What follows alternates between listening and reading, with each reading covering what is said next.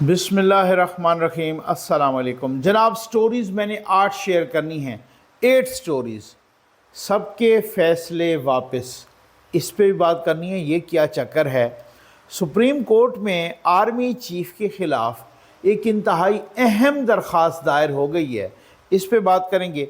2 senior anchor persons की गिरफ़्तारी का हुक्म, इस पर बात करेंगे। और 90% भिखारी पाकिस्तानी हैं, इस पर भी बात करेंगे। और इस्राईली वज़ीर आज़म ने नया पंडोरा बॉक्स खोल दिया, इस पे करनी है बात। निगरान वज़ीर आज़म को अदालत ने तलब कर लिया। ये क्या चक्कर है? 400 यूनिवर्सिटीज़ में से कोई एक भी नहीं पाकिस्तानी जो शामिल हो। गैलप का एक सर्वे आया है और वो सर्वे जब से आया है तनकीद की ज़द में है, इस पर भी बात करनी है जनाब। लेकिन सबसे पहले आप चैनल सब्सक्राइब कीजिए, जहां घंटी का निशान बना हुआ है ज़रूर प्रेस कीजिए, ताकि हर नई आने वाली वीडियो ख़ुद ब खुद आप तक पहुंचती रहे। हमारे जो वाटर प्रोजेक्ट्स चल रहे हैं, जो व्हील चेयर प्रोजेक्ट्स चल रहे हैं, जज़ाकल्लाह। और मैं समझता हूं कि ये अल्लाह के करम और आपके ताउन से चल रहे हैं। बड़ा भरपूर ताउन आपका जारी और सारी है।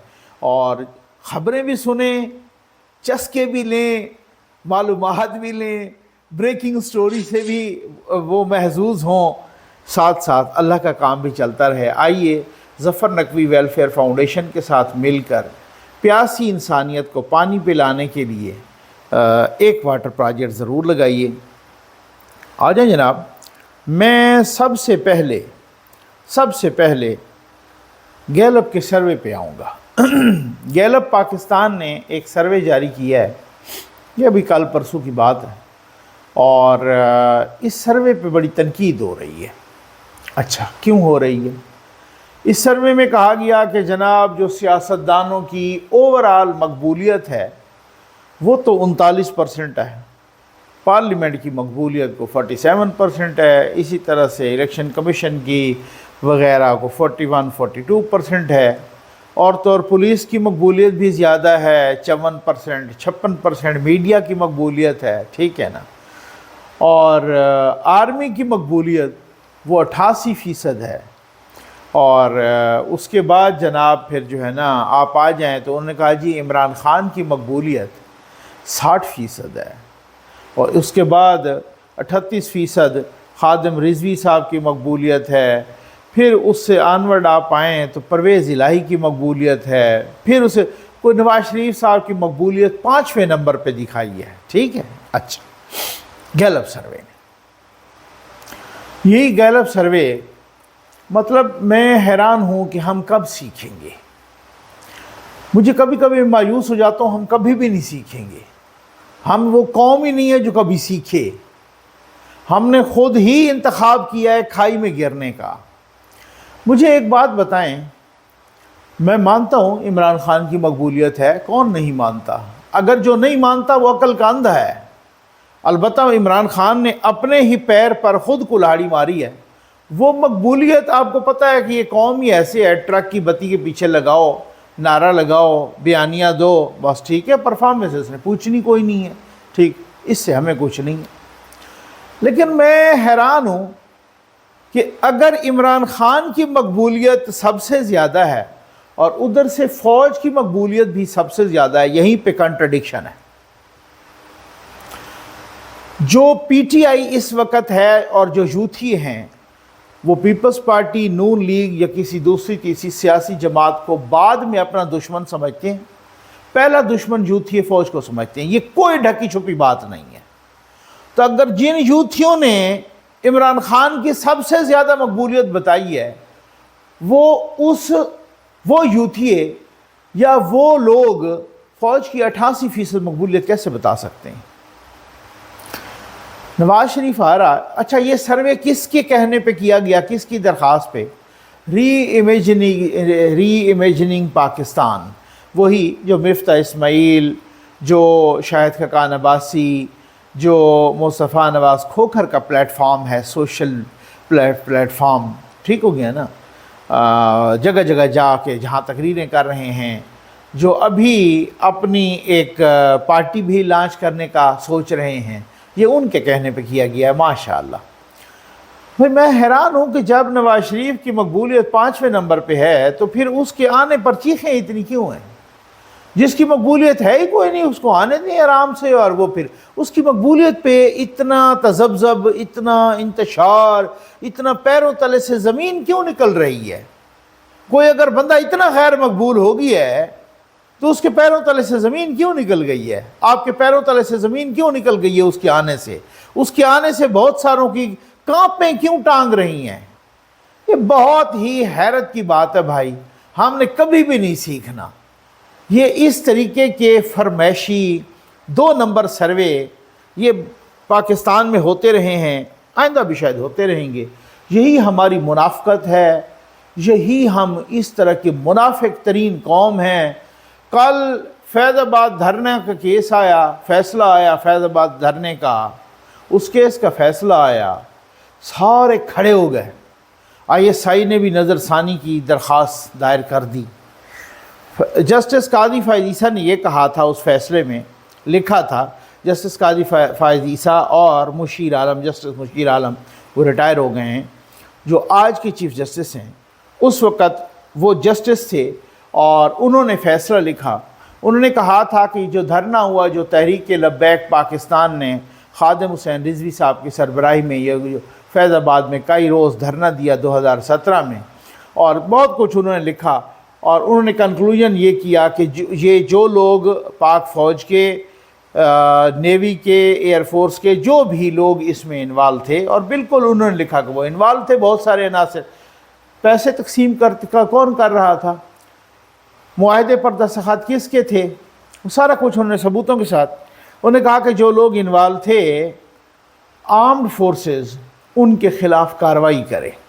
پھر اس کے بعد ISI پہنچ گئی وزارت دفاع کے توسط سے کہ انہوں نے کہا کہ جی یہ تو آرم فورسز کو بدنام کرنے کے مترادف ہے، یہ تو دشمن فائدہ اٹھائے گا اس فیصلے سے، یہ تو انہوں نے وہ چیخنا چہاڑنا شروع کیا، چیخنا چنگھاڑنا، وہ جناب انہوں نے وہاں پہ جا کے نظر ثانی درخواست دائر کر دی۔ اسی طرح سے پیمرا نے بھی دائر کر دی، اسی طریقے سے جناب درخواست دائر کر دی، الیکشن کمیشن نے بھی غالباً، شیخ رشید نے بھی کر دی، اجاز الحق اٹھے انہوں نے بھی کر دی، PTI اٹھی انہوں نے بھی کر دی، پتہ نہیں اور کون کس نے کیسی درخواستیں دائر کی، نظر ثانی کی۔ اب جب نظر ثانی کا کیس 4 سال کے بعد لگا ہے، جسٹس قاضی فائز عیسیٰ صاحب چیف جسٹس ہیں، انہوں نے لگا دیا نظر ثانی کا کیس، وہ خود ہیں اس بینچ میں، جسٹس عطر من اللہ صاحب ہیں، جسٹس امین الدین خان صاحب ہیں، تین لوگ ہیں، 3 جسٹس ہیں، یہ 3 رکنی بینچ ہے۔ اب جب بینچ لگا، آ جاؤ بھئی سارے، اب وہاں جا کے کہتے ہیں ہم نظر ثانی کی درخواست واپس لیتے ہیں۔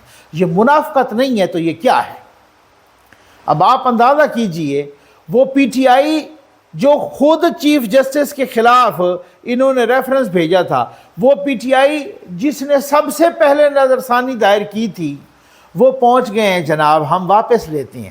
شعیب شاہین صاحب بیٹھ کے TV پہ کہہ رہے ہیں کہ سزا ملنی چاہیے ان عناصر کو، عمل درآمد ہونا چاہیے اس کیس پر، اس کیس کے فیصلے پر، اور چاہے جنرل فیض کو سزا ہوتی ہے یا جنرل باجوہ کو ہوتی ہے، کسی کو ہوتی ہے، بھلے جنرل فیض کو سزا ہو جائے، ہم تو کہتے ہیں سزا ہو جائے۔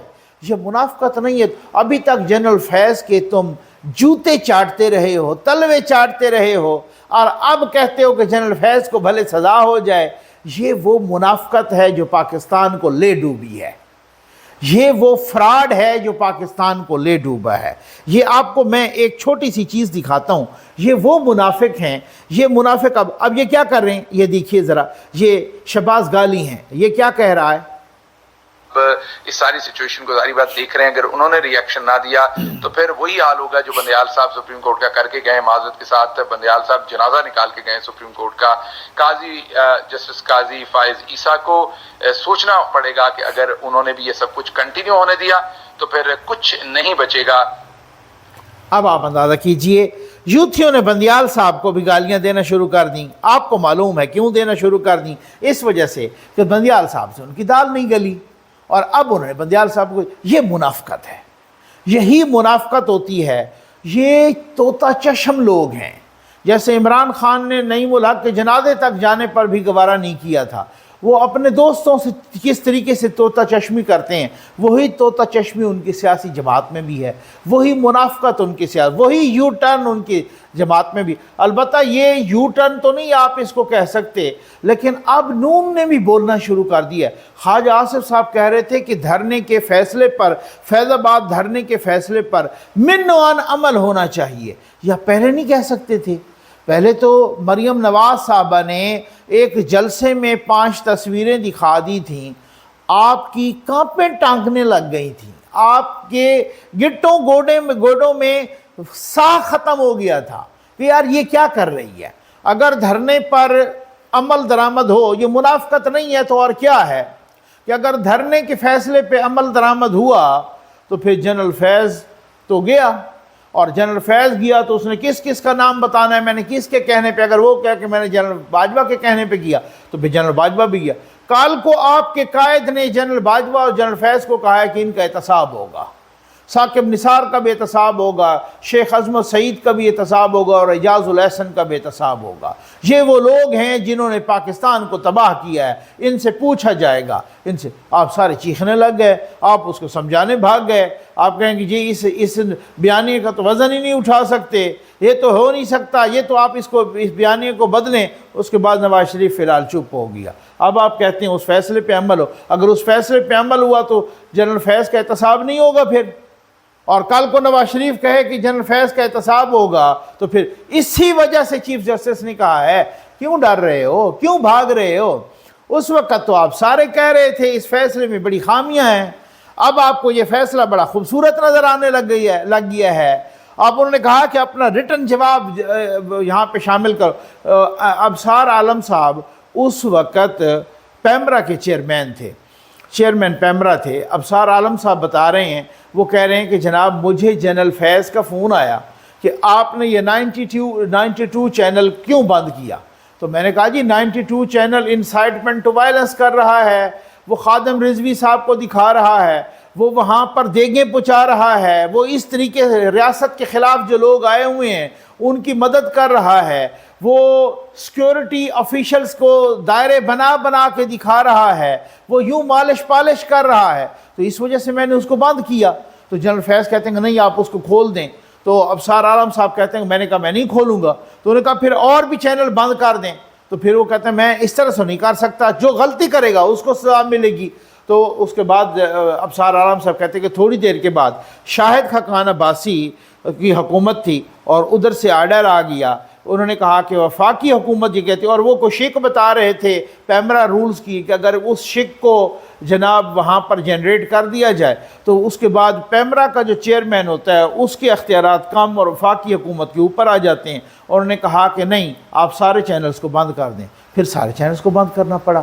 وہ اس وقت نون کی حکومت تھی، یہ نون کی حکومت بھی اس وقت تلوے چاٹ رہی تھی، یہ شاہد خاقان عباسی کی حکومت تھی اس وقت۔ اس طریقے سے آپ فیض کے سامنے جھکے ہوئے تھے، اس طریقے سے آج آپ کہتے ہیں فیض کو سزا ہونی چاہیے، اور جو آپ کا قائد کہتا ہے اس وقت آپ ڈر جاتے ہیں، اس وقت آپ کی ٹانگیں کانپ رہی ہوتی ہیں۔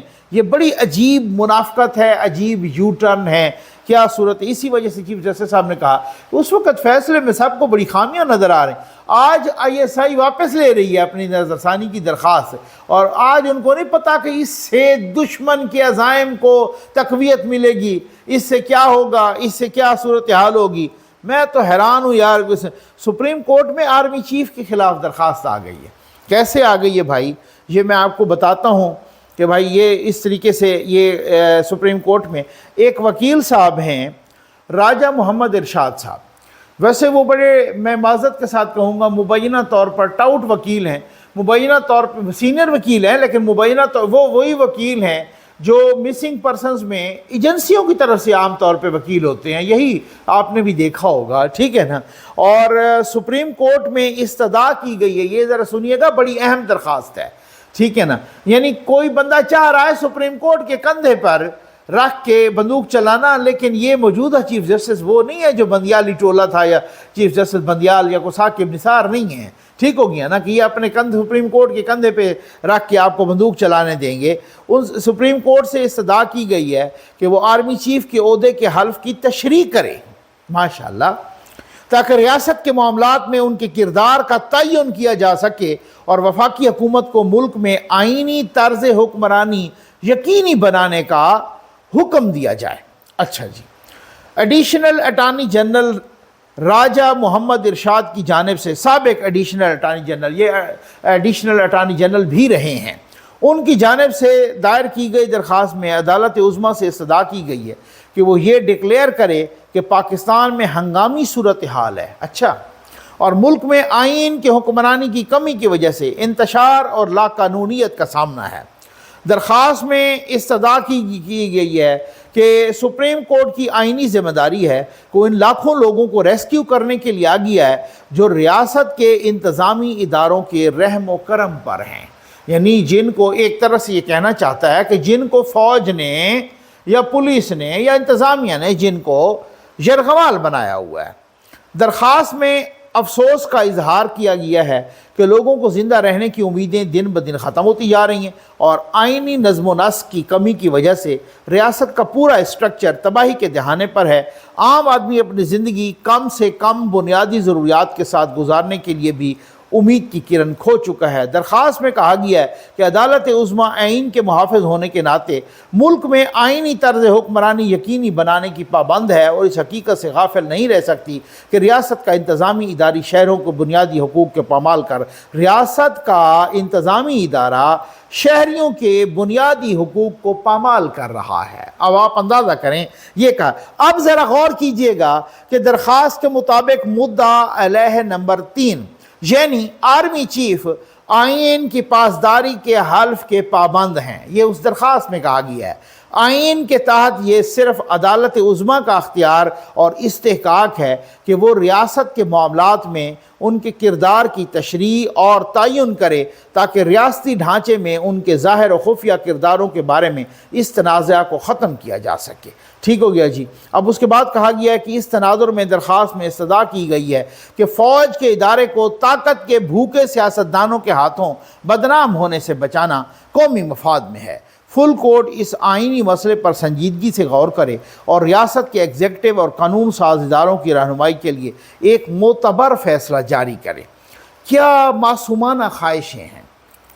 کیا میں سمجھتا ہوں یہ معصومانہ خواہشیں نہیں ہیں، یہ شیطانی خواہشیں ہیں، ٹھیک ہو گیا نا، یہ شرارتانہ خواہشیں ہیں، ٹھیک ہے نا۔ یہ کس طریقے کی خواہشیں ہیں؟ یہ ہزاروں خواہشیں ایسی کہ ہر خواہش پہ دم نکلے۔ میں نے کہا یہ بندیال یا بابا زحمتہ نہیں ہے، یہ جسٹس کھوسا نہیں ہے، یہ وہ نہیں بیٹھے، یہ جسٹس گلزار نہیں ہے کہ اپنے کندھے پہ یہ بندوق رکھ کے چلانے دیں گے۔ 2 سینئر اینکر پرسنز کی وارنٹ گرفتاری جاری ہو گئے ہیں، اور یہ کون ہیں؟ ایک معید پیرزادہ ہیں اور ایک صابر شاکر ہیں، اور انہوں نے کہا ہے ایک شہری نے درخواست، جب یہ اس طرح کے نامعلوم درخواستیں اور شہریوں کی پچھلی حکومت میں اور نون لیگ اور پیپلز پارٹی اور باقی صحافیوں کے خلاف دائر ہوتی تھی نا، یہ چھلانگیں لگاتے تھے۔ یہ وہ مکافات عمل ہے جو سامنے آ رہا ہے، یہ وہ قدرت کا انتقام ہے۔ یہ معید پیرزادہ اور یہ صابر شاکر یہ بیٹھ کے چھلانگیں لگاتے تھے، یہ ایک ایک کی مالش پالش کرتے تھے۔ آج وہ مالش پالش ان کے اپنے گلے پڑ گئی ہے، اور وہ جناب ان کو پاکستان کی زمین پر پناہ نہیں ہے، ان کے لیے پاکستان کی زمین تنگ ہو گئی ہے۔ یہ ہوتا ہے انجام مالش پالش کا، اور یہ انجام ہوتا ہے کسی بھی غیر حقیقت پسندانہ صحافت کا۔ صحافت تو ہے ہی نہیں نا، انہوں نے تو صحافت نہیں کی، انہوں نے بے شرمی کی ہے۔ اسی وجہ سے ان کو کہا کہ جناب انہوں نے اب 9 مئی کے واقعات پر اکسایا ہے لوگوں کو، اور جج ابو الحسنات نے خصوصی عدالت، دہشت گردی کی جو خصوصی عدالت ہے، اور جج ابو الحسنات ذوالقرنین نے ان کے وارنٹ گرفتاری جاری کر دی ہیں۔ یہی ہوتا ہے۔ 90% بھکاری پاکستانی ہیں۔ وہ جملہ نہیں ہے کہ پکڑو مت جانے دو، پکڑو مت جانے دو، ہے نا، تھوڑا سا کامہ ادھر ادھر کریں نا۔ اب اگر اس کو یوں پڑھیں کہ 90% بھکاری پاکستانی ہیں یا 90% پاکستانی بھکاری ہیں، اللہ معاف کرے، ٹھیک ہے نا۔ یہ کیا ہے؟ یہ سینٹ کی جو اوورسیز پاکستانی کی قائمہ کمیٹی ہے، اس میں اوورسیز پاکستانی کی جو فاؤنڈیشن ہے یا جو اوورسیز پاکستانی کا جو وزارت ہے اس کی سیکٹری پیش ہوئے ہیں، اور انہوں نے کہا ہے جناب کہ یہ باہر جو مڈل ایسٹ میں ہے، باقی جگہوں پر ہے، یہ شکایت آئی ہے کہ یہ لوگ آتے ہیں ویزے پر، عمرے کے ویزے پر، اور وہاں سے غائب ہو جاتے ہیں۔ اچھا، یہی صورتحال ہے مختلف جگہوں پر، عراق میں، ایران میں، مختلف جگہوں پر زیارات کے ویزے پر، وہاں پر بھی غائب ہو جاتے ہیں۔ اب اسی وجہ سے ان کے، مجھے کوئی بتا رہا تھا کہ پورے قافلوں کے وہ ویزے رکھ دیتے ہیں، پاسپورٹ اپنے پاس رکھ لیتے ہیں، شناختی کارڈ تک رکھ لیتے ہیں۔ اتنی تذلیل کی جاتی ہے وہاں پر، کیونکہ وہاں سے یہ لوگ جاتے ہیں عمرے کے بہانے، زیارات کے بہانے، ادھر سے غائب ہو گیا، اور کہتے ہیں کہ جناب، اور یہ بھیک مانگتے ہیں، پھر کام کیا کرتے ہیں، یہ بھیک مانگتے ہیں۔ مجھے ایک دوست نے بحرین سے کال کی، اور انہوں نے کہا کہ نقوی صاحب اس چیز کو بھی ہائی لائٹ کریں کہ یہاں یہ نامراد آ کے بھیک تو مانگتے ہیں، یہاں پر یہ خواتین جب لوگ مساجد کے باہر سے نکلتے ہیں اور کہیں کسی جگہ سے نکلتے ہیں، یہ خواتین جسم فروشی کا دھندا کرنے کے لیے کھڑے ہوتے ہیں، وہ ساری پاکستانی ہوتی ہیں۔ اس بدنامی کا بھی آپ اس کا چرچا کریں اور اس کا کہیں کہ یہ اس طریقے سے بھی، اور وہاں کے جو سفراء ہیں وہ بھی بار بار لکھ رہے ہیں اور وہ بھی یہ کر رہے ہیں کہ جو بھکاری ہیں جو پکڑے جاتے ہیں وہاں پر، ان بھکاریوں میں 90% پاکستانی ہیں۔ میں نے کہا یوں بھی اگر کہہ دیں کہ 90% بھکاری پاکستانی ہیں یا 90% پاکستانی بھکاری ہیں، بات کوئی اتنی زیادہ۔ اسرائیلی وزیر اعظم نے نیا پنڈورا باکس کھول دیا ہے۔ یہ پنڈورا باکس کیا ہے؟ اسرائیلی وزیر اعظم بنیامین نیتن یاہو، انہوں نے بہت ہی ایک عجیب و غریب پنڈورا باکس کھولا ہے، اور وہ پتہ نہیں اس کا مقصد کیا ہے۔ آپ کو پتہ ہے کہ اس کا کیا مقصد ہے؟ ہٹلر کو معصوم قرار دے رہا ہے۔ اب آپ اندازہ کریں، وہ کہتے ہیں کہ ہٹلر تو یہودیوں کو مارنا ہی نہیں چاہتا تھا۔ یہ پہلی دفعہ آپ نے سنا ہوگا۔ یہاں اگر آپ ہولوکاسٹ کا انکار کریں نا تو آپ پر قیامت ٹوٹ پڑتی ہے، بھلے آپ امریکہ میں ہوں، یورپ میں ہوں، یو کے میں ہوں، کہاں پر بھی ہے۔ یہ ایک طرح سے انہوں نے کان کو دوسری طرف سے ہاتھ لگایا ہے اور کہا ہے کہ وہ ایک مسلمان الحاج امیر الحسینی تھے، انہوں نے ہٹلر کو مشورہ دیا کہ ان کو مارو۔ وہ مارنا نہیں چاہتا تھا، وہ تو جرمنی سے ایکسپیل کرنا چاہتا تھا، وہ تو نکالنا چاہتا تھا۔ تو ان کو اس نے مشورہ دیا الحاج امیر الحسینی نے، اور نے کہا کہ ان کو مارو، نہیں تو یہ پھر واپس آ جائیں گے، یہ پھر تباہی بربادی کریں گے، ان کو نکالو نہیں، ان کو مارو۔ اب انہوں نے کیا، کس طریقے سے، کس شیطانی انداز میں نیتن یاہو صاحب نے کس طریقے سے سارے کے سارے یہودیوں کا قتل وہ مسلمانوں پہ ڈال دیا۔ اب اس نے ہٹلر کو معصوم ڈکلیئر کر دیا۔ پتہ نہیں کیا کیا مفادات کا یہاں پر ٹکراؤ ہے۔ یہ کلیش آف سویلائزیشن نہیں ہے، یہ کلیش آف انٹرسٹ ہے، یہ منافقت ہے ایک طرح سے، آپ اندازہ کیجئے۔ اور نگران وزیر اعظم کو جناب بلا لیا ہے عدالت نے۔ کون سی عدالت؟ Lahore high court.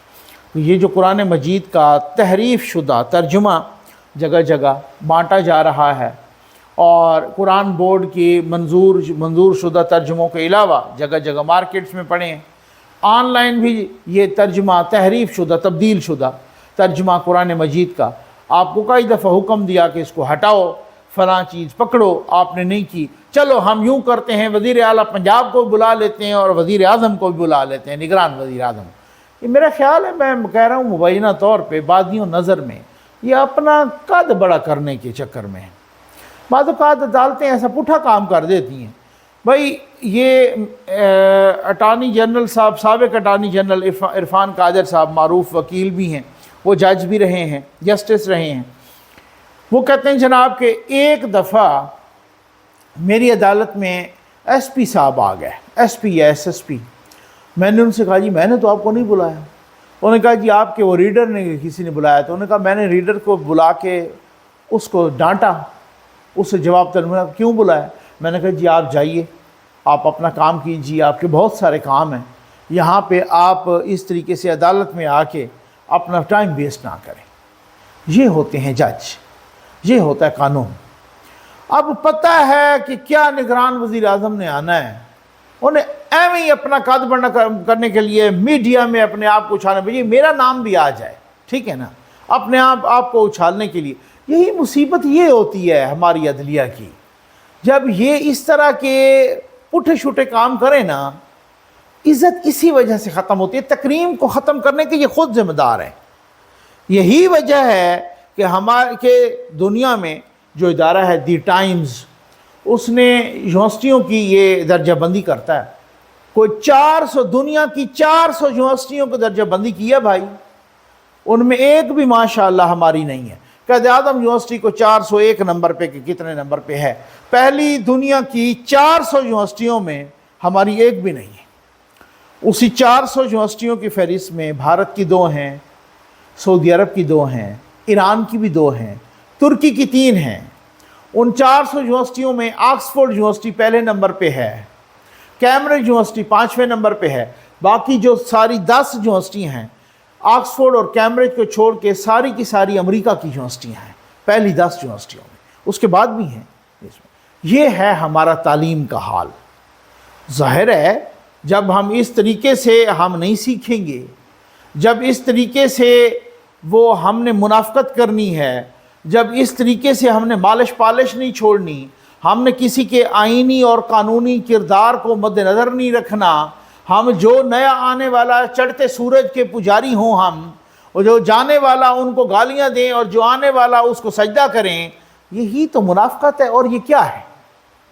یہ خوشامد ہے. خوشامد کریں، مالش پالش کریں، اس وقت یہ یونیورسٹیاں پھلیں گی پھولیں گی. اس وقت تعلیم نہیں پھل پھول سکتی. اس وقت انتشار پھولے گا. اس وقت منافقت پھولے گی، پھلے گی پھولے گی. اس وقت انتشار، مالش پالش اور اس طریقے کا تذبذب، اس طریقے کی منفی صورتحال، منفی سوچ، یہ پھلے گی پھولے گی. اس وقت تعلیم کا چراغ نہیں جلے گا. تعلیم ترقی نہیں کرے گی. یہاں پر تعلیم نہیں، کچھ اور ترقی کرے گا. امید ہے آپ کو ویڈیو پسند آئی ہوگی. آپ کا بہت بہت شکریہ.